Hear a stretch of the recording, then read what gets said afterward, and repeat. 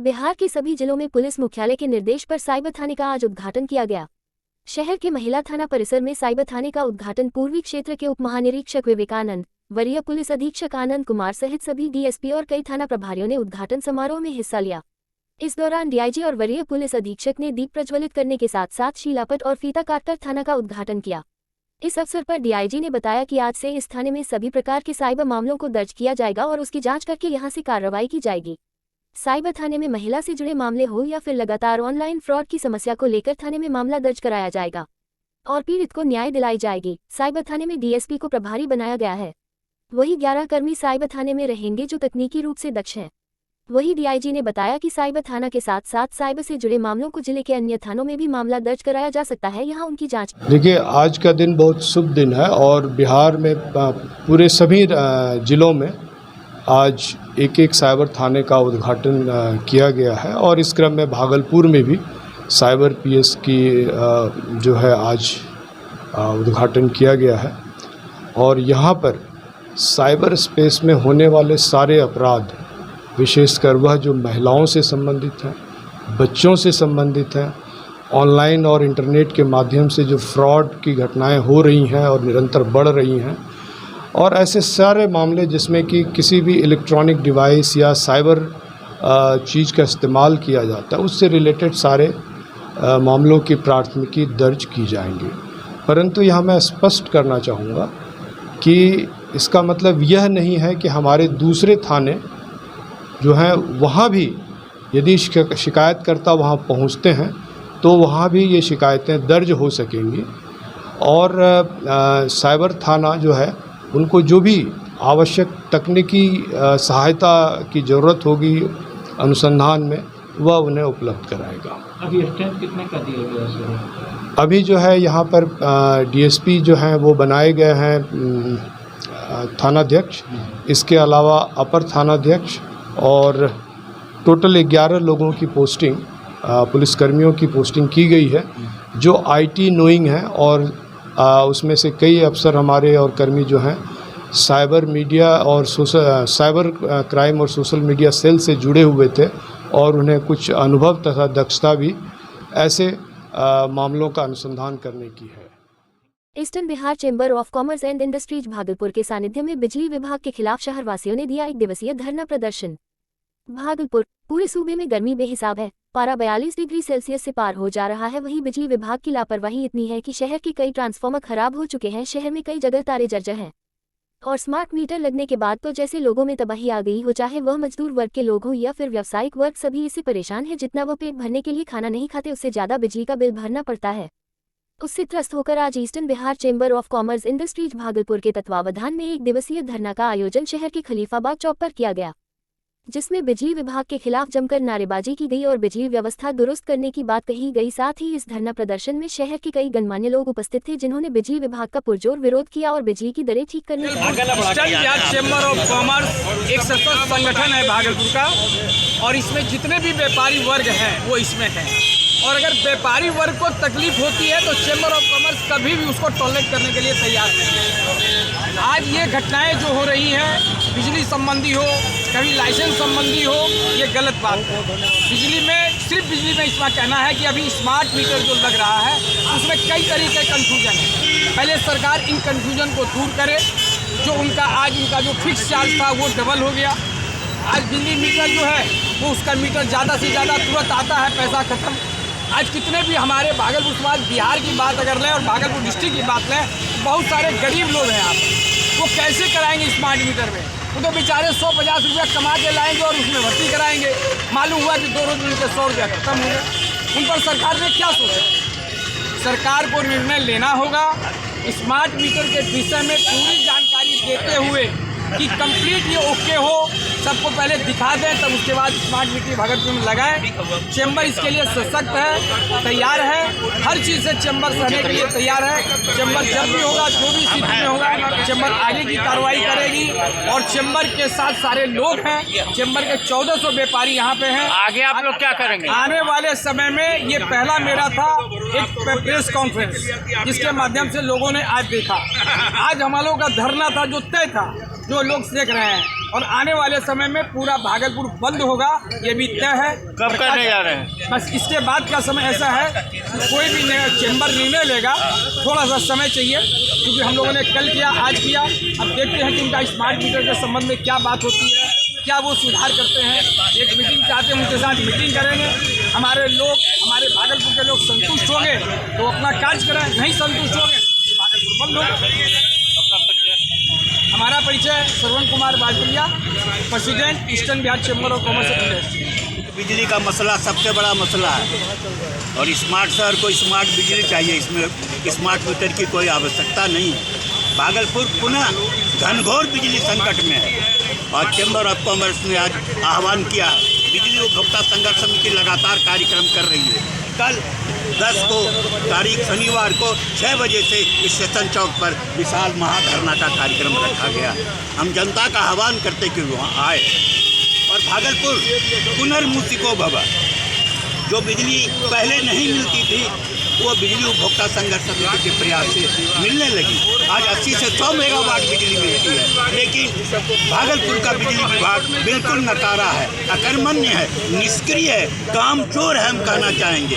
पूरे शहर में वही जर्जर तार, झूलते हुए तार, ट्रांसफार्मर खराब, रोज फेज उड़ रहा है, फ्यूज उड़ रहा है, तार गिर रहा है, लोड शेड हो रहा है, मेंटेनेंस के नाम पर बिजली काटी जा रही है और बिजली बिल बढ़ता ही जा रहा है। आना का कार्यक्रम चलेगा, उपवास का काम चलेगा, झाड़ू बेलन जुलूस भी निकलेगा और सबसे ज़्यादा बड़ा काम होगा eastern Bihar of chamber of commerce के साथ मिलकर भागलपुर बंद रहेगा, बिल्कुल बंद रहेगा, ताकि उसके बहरी कान में कुछ आवाज़ जा सके। सीपीआई के द्वारा समाहरणालय स्थित धरना स्थल पर जेल भरो आंदोलन से धरना प्रदर्शन आयोजित किया गया। बढ़ती महंगाई और बेरोजगारी के लिए सीपीआई के द्वारा जेल भरो आंदोलन आयोजित किया गया था। चिलचिलाती गर्मी को भी कार्यकर्ताओं ने सहकर सरकार के खिलाफ जमकर नारेबाजी करते दिख रहे थे। यह धरना प्रदर्शन 1 दिवसीय था। सीपीआई पार्टी के राष्ट्रीय परिषद सदस्य सह पूर्व एमएलसी भागलपुर सह बांका संजय कुमार ने बताया कि आज पूरे बिहार में जेल भरो आंदोलन के तहत यह धरना प्रदर्शन आयोजित किया गया है। भारत सरकार के गलत नीति के खिलाफ यह धरना प्रदर्शन आयोजित की गई है। उन्होंने कहा कि केंद्र सरकार जो संविधान के साथ छेड़छाड़ कर रहे हैं उनके खिलाफ और बढ़ती महंगाई को देखते हुए यह धरना प्रदर्शन आयोजित की गई है। निजी कंपनियों के हाथों जो सरकारी संपत्तियों को बेचा जा रहा है उसके खिलाफ भैया प्रदर्शन। भारतीय कम्युनिस्ट पार्टी का संपूर्ण बिहार के अंतर्गत में जेल भरो अभियान का हम लोग कॉल था। यह कॉल हम लोगों को केंद्र सरकार की गलत नीति के खिलाफ में हम लोगों की धरना और सत्याग्रह हम लोग आज ने संपूर्ण बिहार में, उसी दरमियान में आज हम लोग भागलपुर जिला समाहरणालय पर हम लोगों ने जेल भरने का काम का आए हुए हैं। केंद्र सरकार के किन किन नीतियों का आप लोग? केंद्र सरकार की नीति सबसे पहले उन्होंने संविधान के साथ जो छेड़छाड़ कर रहे हैं और संविधान से देश चलती है, न कि किसी के बात पर देश चलेगी, इसके खिलाफ में, महंगाई के खिलाफ में, बेरोजगारी के खिलाफ में और जो इस तरह का निजी संपत्ति जो जनता की है वो प्राइवेट हाथ में बेचते जा रही है, इसके खिलाफ में हम लोग आज सत्याग्रह पर आए हैं और गिरफ्तारी। आगे क्या रणनीति रहेगी? आगे की रणनीति रहेगी 2024 में भाजपा सरकार को उखाड़ फेंकने की नीति रहेगी। 2024 में हम लोगों ने भाजपा सरकार को उखाड़ के फेंकने का काम करेंगे और जिससे कि भाजपा गैर भाजपाई जितने हम लोग हैं एक मंच पर एकत्रित होकर के भाजपा सरकार के खिलाफ में इसी को लेकर मुख्यमंत्री नीतीश कुमार ने बैठक बुलाई है। आप लोगों के पार्टी की क्या भूमिका रहेगी? हमारी भी पार्टी का उसमें भूमिका है, हम भूमिका रहेगी। हमारे महासचिव डी राजा साहब उसमें आ रहे हैं। परिचय बता दें। मेरा नाम संजय कुमार, पूर्व विधान पार्षद भागलपुर से बांका और भारतीय कम्युनिस्ट पार्टी का राष्ट्रीय परिषद का सदस्य। निर्माणाधीन सुल्तानगंज अगवानी पुल धराशाही को लेकर भारतीय जनता पार्टी के कार्यकर्ताओं ने मुख्यमंत्री नीतीश कुमार का किया पुतला दहन। भागलपुर में बीते दिनों सुल्तानगंज अगवानी पुल ताश के पत्ते की तरह झड़कर गंगा नदी में जल समाधि ले लिया। इससे पहले भी तेज आंधी में पुल की स्लेब गंगा नदी में ध्वस्त हो गए थे। बार बार इस तरह पुल का गिरना वर्तमान बिहार की सरकार मुख्यमंत्री नीतीश कुमार पर सवालिया निशान खड़े कर रहे हैं। जहां की एसपी सिंगला कंपनी को इससे पहले भी जवाब मांगा गया था, लेकिन पुख्ता जवाब अभी तक नहीं आ पाया था कि दूसरी घटना फिर हो गई। इसमें मुख्य रूप से नीतीश कुमार को निशाना साधते हुए भारतीय जनता पार्टी ने उनके खिलाफ जमकर नारेबाजी की और उनका पुतला दहन भी किया गया। भारतीय जनता पार्टी के कार्यकर्ताओं का साफ तौर पर कहना है नीतीश कुमार एक इंजीनियर है, फिर भी बिहार का पुल इस तरह से ध्वस्त हो रहा है, ताश के पत्ते की तरह झड़ रहा है। यह बिहार सरकार पर सवालिया निशान खड़ा करता है। पुतला दहन कार्यक्रम के दौरान भारतीय जनता पार्टी भागलपुर के जिलाध्यक्ष संतोष शाह के अलावे दर्जनों कार्यक्रम इस प्रमंडल में जो हुआ है उसका मूल कारण है कि 17 सेकेंड में 1717 करोड़ रुपया स्वाहा हो गया। ये नीतीश कुमार के भ्रष्टाचार का परिचायक है, ये पलटू राम के भ्रष्टाचार का परिचायक है, ये चचा भतीजा के भ्रष्टाचार का परिचायक है। और उसके विरोध में अगर ये सोच रहे हैं माननीय नीतीश कुमार जी कि ये भ्रष्टाचार करके हम बच जाएंगे, उनको चूँकि भारतीय जनता पार्टी के एक एक कार्यकर्ता लड़ने के लिए तैयार है और इस मामले को हम अगर माननीय मुख्यमंत्री ने सीबीआई जांच का रिकमेंडेशन नहीं किया तो हम कोर्ट के माध्यम से कोर्ट में जाके सीबीआई जांच की मांग करेंगे और सीबीआई जांच करा के जो दोषी है, जो नेता दोषी है, जो पदाधिकारी दोषी है, जो पुल निर्माण निगम का कर्मचारी दोषी है, ये तमाम लोगों के विरोध में कार्रवाई करने का काम करेंगे। आज क्या किए? आज क्या किए आपने? किसका पुतला दहन किए? नीतीश कुमार का पुतला दहन किया गया और नीतीश कुमार का समझिए कि शासन को दहन किया गया है। इसी क्रम में भागलपुर शहर ही नहीं, भागलपुर जिला के तमाम प्रखंड में, बांका जिला के तमाम प्रखंड में पुतला दहन का कार्यक्रम किया जा रहा है। जो भ्रष्टाचार के परिचायक बन गए हैं पलटू राम नीतीश कुमार जी का पुतला दहन भारतीय जनता पार्टी की ओर से किया गया है और पूरे विश्व की ये पहली ऐसी घटना है कि कभी अंधड़ में पुल गिरता हो, कभी लू लग के जो है पुल गंगा में ध्वस्त हो जाया हो।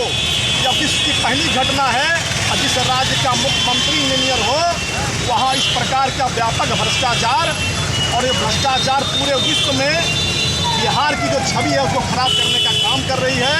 और भारतीय जनता पार्टी सीबीआई की मांग और कहीं भी थोड़ी भी अगर इज्जत बची हुई है तो माननीय नीतीश जी नैतिकता के आधार पर इस्तीफा दें, क्योंकि इंजीनियर मुख्यमंत्री रहते हुए अगर बिहार का पुल गिरता हो और बयान आता हो कि पुल का डिज़ाइन अच्छा नहीं है, पुल की डिज़ाइन में त्रुटि थी, तो जिस समय अप्रूवल के लिए आपके पास गया था तो माननीय मुख्यमंत्री जी आंख बंद करके आपने सिग्नेचर किया था, हस्ताक्षर किया था और जनता की 17 करोड़ जो कमाई है, गहरी कमाई 1700 करोड़, वो 1700 करोड़ का हिसाब कौन देगा? आज बिहार पिछड़ा हुआ बिहार जहाँ विकास की गति पकड़ रहा है, केंद्र की योजनाएं आ रही हैं, वहाँ बिहार में इस प्रकार की व्यापक भ्रष्टाचार जो है जनता हिसाब चाहती है। वह पुल नहीं टूटा है, जनता का विश्वास टूटा है। और जिस प्रकार गंगा में पुल समाहित हुआ है, नीतीश कुमार की सरकार समाहित हो जाएगी, आने वाले समय में जनता जवाब 24 और 25 देगी। भागलपुर के तिलकामांझी थाना क्षेत्र अंतर्गत हटिया रोड के समीप किराए के मकान में रह रहे एक बीएड के छात्र की संदिग्ध परिस्थिति में मौत हो गई। मृतक की पहचान एकचारी थाना क्षेत्र अंतर्गत खवासपुर गांव निवासी दिलीप यादव के 27 वर्षीय पुत्र प्रिंस कुमार के रूप में हुई है। मामले को लेकर मृतक के परिजनों का कहना है कि उक्त युवक पिछले 2.5 साल से भागलपुर में रहकर पढ़ाई कर रहा था। बीएड का कोर्स कर आगे शिक्षक की नौकरी की तैयारी कर रहा था। देर रात घटना की खबर परिजनों को मिली, जिसके बाद सभी लोग फौरन मौके पर पहुंचे, जहां उन्होंने मृतक प्रिंस लहूलुहान शव को कमरे में देखा। पुलिस द्वारा पूछे जाने पर लॉज में रह रहे अन्य छात्र और मकान मालिक इसे आत्महत्या बता रहे हैं, जबकि मृतक के चेहरे और शरीर पर गंभीर जख्म के निशान हैं। वहीं इस मामले में साफ तौर पर परिजन की आशंका जता रहे हैं। उन्होंने कहा कि प्रिंस एक साफ सुथरे प्रवृत्ति का लड़का था और उसका किसी से कोई विवाद नहीं था। किसी ने रंजिश के तहत उसकी जान ले ली। हैरानी की बात तो यह है कि प्रिंस की मौत होने से पहले अपने कमरे में अकेला ही था, फिर उसकी हत्या कैसे हुई? इधर स्थानीय पुलिस मामले की तहकीकात कर रही है, जबकि मृतक के पिता जम्मू कश्मीर में सीआरपीएफ की नौकरी करते हैं। इकलौते बेटे की मौत की खबर मिलते ही भागलपुर के लिए रवाना हो चुके हैं। कैसे मौत हो गई? इसको कोई मारा है साजिश के तहत, और ये माने बीएड का छात्र था और फर्स्ट ईयर माने एग्ज़ाम दे चुके थे और सेकेंड ईयर में भी। घटना कहाँ हुई? तिलकामांझी डेरा कहाँ है? यहाँ रह के क्या पढ़ाई कर रहे? पढ़ाई कर रहे थे। और घर इनका कहाँ हुआ? घर खवासपुर। आप कह रहे हैं सर कि किसी रंजिश के तहत हत्या की गई है, क्या लगता है कोई कारण, क्या कारण हो सकता है? कारण क्या होगा सर,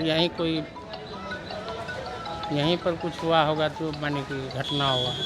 कभी बताए थे कि यहाँ कोई परेशानी हो रही है रहने में? ऐसा बात तो ऐसा लड़का था कि सीधा साधा उसका जवाब ही नहीं था।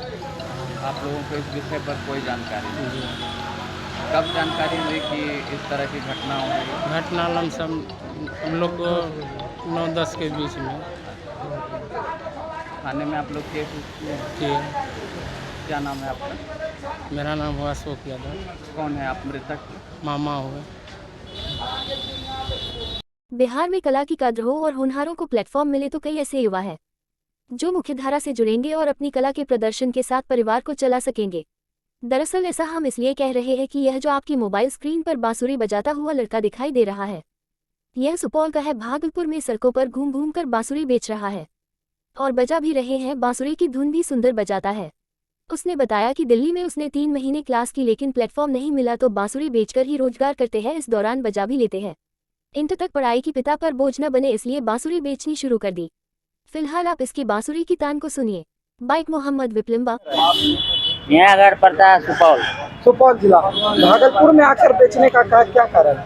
भागलपुर में बेचने का यही कारण है मेरा कि भागलपुर में मेरा बांसुरी का ज्यादा पकड़ है और दिखता है, इसीलिए भागलपुर में बांसुरी बेचते हैं। इतनी गर्मी है, बिक्री हो रही है?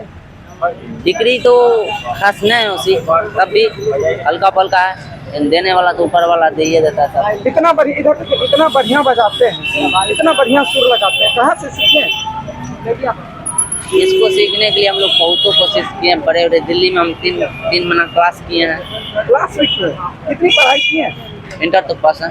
Inter pass. घर में आप ही अकेले कमाने वाले और कोई है? घर में तो मेरे पास बस सिंपल एक है और एक पापा है, मम्मी है बस। पापा कमाते हैं? हाँ कमाते हैं। और आप भी कमाते हैं? हाँ। पापा का साथ देना। क्या नाम है? मेरा नाम MD भुजपाल है। कितनी की बांसुरी? बांसुरी मेरी स्केल में 200-250 बांसुरी। बाखरपुर में 16 महीने की बाछी दे रही है दूध, लोग कह रहे हैं कामधेनु गाय। भागलपुर पीरपेंती प्रखंड क्षेत्र के बाखरपुर पश्चिमी पंचायत के वार्ड नंबर 10 के रहने वाले संजीव कुमार गुप्ता की गाय ने एक अद्भुत बाछी को जन्म दिया है, जो मात्र 16 महीनों के बाद दूध देने लगी। जबकि बाछी ने न तो गर्भधारण किया था व न ही किसी बछड़े को जन्म दिया था। बाछी के मालिक ने बताया कि 16 महीनों के होने पर बाछी ने अचानक थान छोड़ना शुरू कर दिया, जो बच्चा देने के पहले अक्सर गायों द्वारा किया जाता है। गाय मालिक हैरत में हुए कि जबकि उन लोगों ने गाय को पाल नहीं खिलाया है तो बाछी क्यों कर गाभिन हो गई। फिर एक दिन अचानक गाय के थन से दूध निकलने लगा, जिसके दोहने से गाय ने लगभग 2 किलो दूध दिया। इसके बाद से लगातार करीब 6 महीने से बाछी लगातार दूध दे रही है। इस तरह की विलक्षण गाय की चर्चा सुनकर गांव व आसपास के गांवों के लोग गाय को देखने आ रहे हैं। लोगों द्वारा गाय को कामधेनु की संज्ञा देकर क्या कह रहे हैं? ये गाय का कई लोग आए 5 लाख 6 लाख रुपया दे रहे हैं, लेकिन किसी को दे नहीं रहे हैं। शौक से पोस रहे हैं इसको दरवाजे पर। क्या सोच के पोस रहे हैं? यही सोच के पोस रहे हैं ना कि ढेर लोग बोलता है ना कि ये सब लक्ष्मी बहुत भाग्य से दरवाजे पर आती है, इसको बेचना नहीं, अपने दरवाजे पर रखो, इसका दूध का पूजा करो और लोग आएंगे देखेंगे पूजा पाठ करेंगे। इसी वजह से मधुसूदनपुर थाना क्षेत्र के एक महिला ने पड़ोसी पर दुष्कर्म करने का प्रयास का आरोप लगाते हुए मधुसूदनपुर थाना में मामला दर्ज कराया है। पीड़ित महिला ने लिखित आवेदन देकर थाना को बताया कि घर के बगल की पड़ोसी के पानी टंकी से पानी बहाव को लेकर शिकायत की थी, जिसके बाद पड़ोसी उमाकांत मंडल घर में घुसकर मारपीट की और गलत करने की नीयत से उठाकर पटक दिया, जिसके बाद किसी तरह जान बचाकर भागी और जब घर वाले विरोध किया तो उसके लड़का है वो कि मेरे घर में घुस के रेप करने का कोशिश मेरी पत्नी के साथ कर रहा था।